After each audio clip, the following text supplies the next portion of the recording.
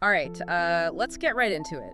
This stack of articles about the 2025 NFL playoffs is wildfires forcing a playoff game to be moved. It's been pretty crazy so far. I know, I'm still trying to process it all myself. I mean, the schedules, the brackets, those unbelievable scores. Every game had a moment that had me on the edge of my seat. Well, why don't we break down some of the biggest moments? Let's start with that Texans upset.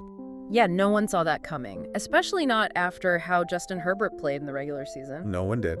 The Texans, the 4th seed, completely shut down the 5th-seeded Chargers 32-12. Yeah.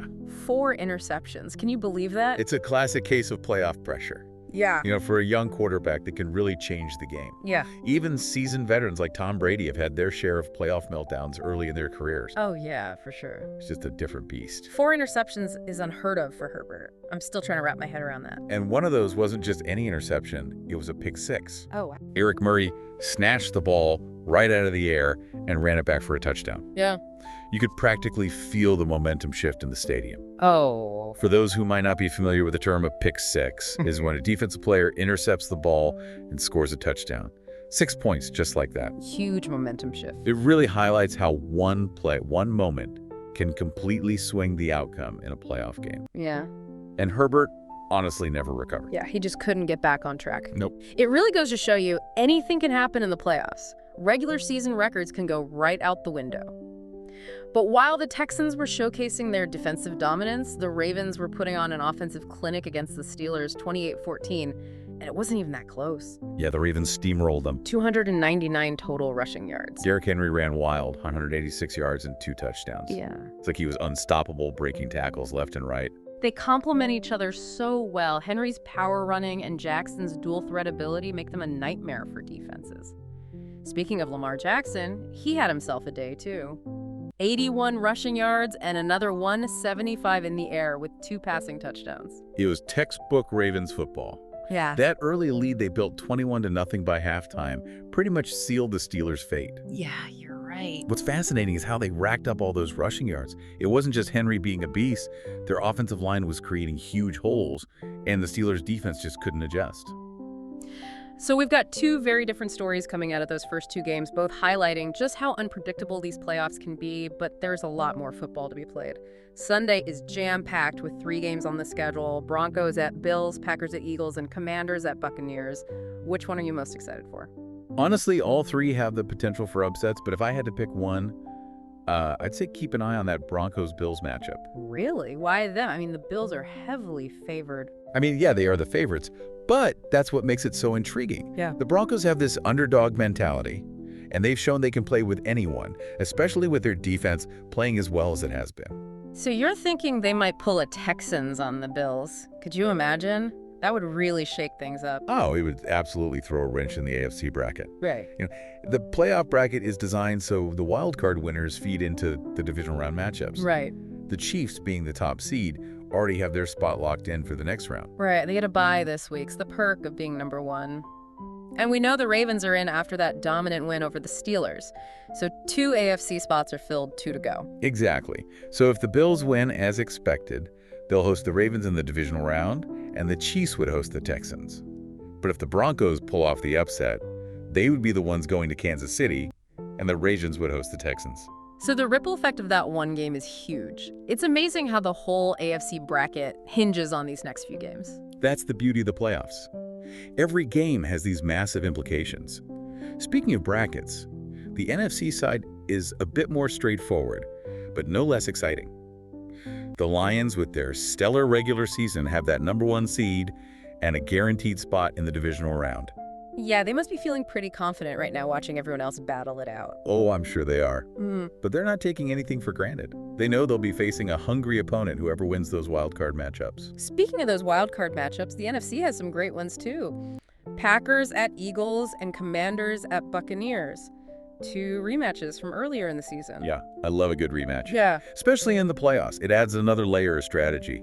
Both teams have already seen what the other can do, so it becomes a chess match of adjustments and counters. You know, it's funny you mentioned that. One of the articles you sent over pointed out that the Packers actually beat the Eagles in their regular season rematch. Goes to show you anything can happen in the playoffs. Absolutely. Yeah. Which is what makes those rematches so unpredictable. But let's shift gears for a second and talk about what I think is the most fascinating story of this wildcard weekend. You mean the Vikings-Rams game being moved? Yeah, That's definitely a first. it's truly historic. The last time a playoff game was relocated to a different city was back in 1936. It just goes to show the power of nature and the unpredictable challenges it can throw our way. The imagery in that article about the wildfires was just stunning and terrifying, to be honest. Right, you have this major sporting event, all this hype and anticipation, and then Mother Nature steps in and throws a curveball. Yeah. But you have to admire the NFL for adapting so quickly and finding a solution to keep the game going. Yeah, moving an entire NFL production on such short notice, the logistics must be mind-boggling. A logistical nightmare, for sure. Yeah.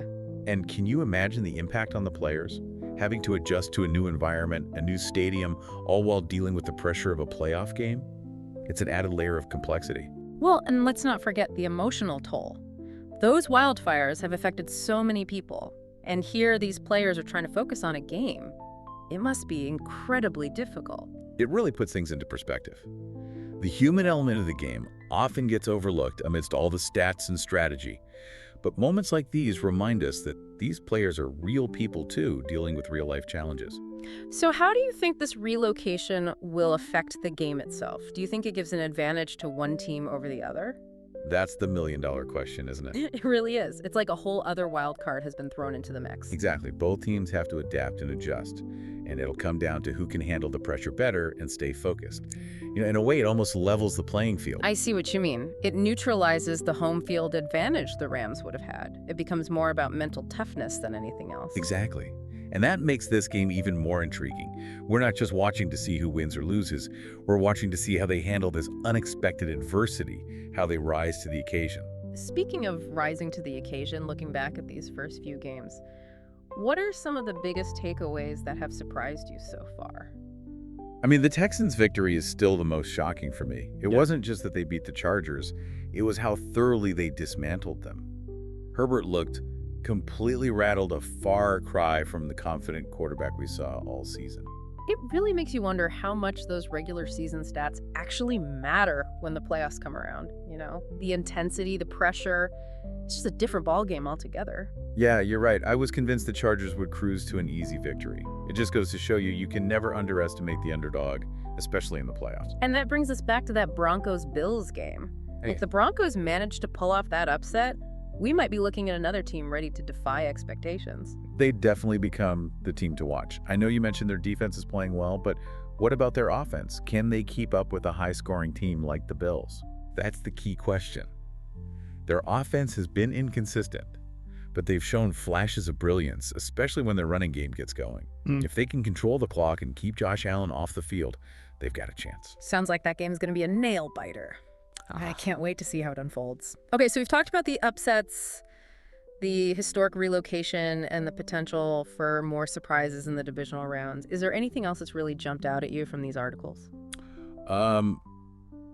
One thing that's been fascinating is seeing how these wildcard games have set up some really compelling storylines for the divisional round. Oh, like what? Well, for instance, if the Bills win, their matchup against the Ravens would be a rematch of their Week 4 game. Yeah. Which is a real thriller. The Ravens pulled out a victory in the final seconds, so, the Bills will be looking for revenge. Oh, yeah. I remember that game.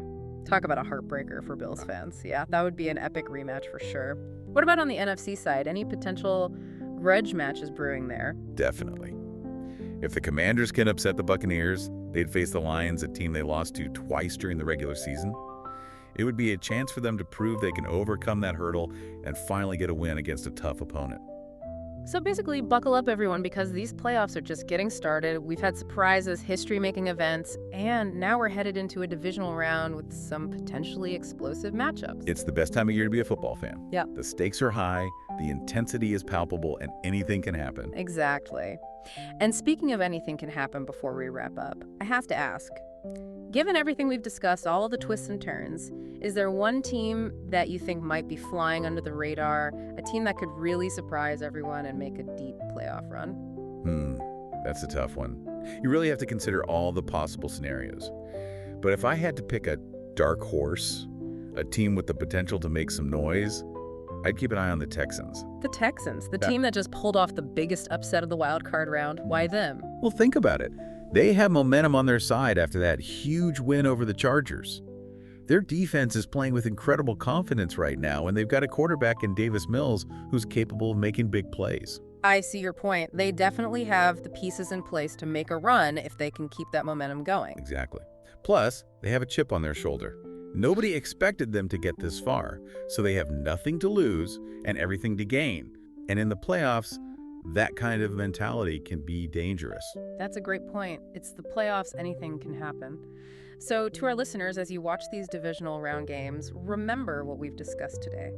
Look beyond the obvious contenders, consider the matchups, and see if you can spot the team that's flying under the radar. There's a lot of football left to be played, and we can't wait to see how it all unfolds.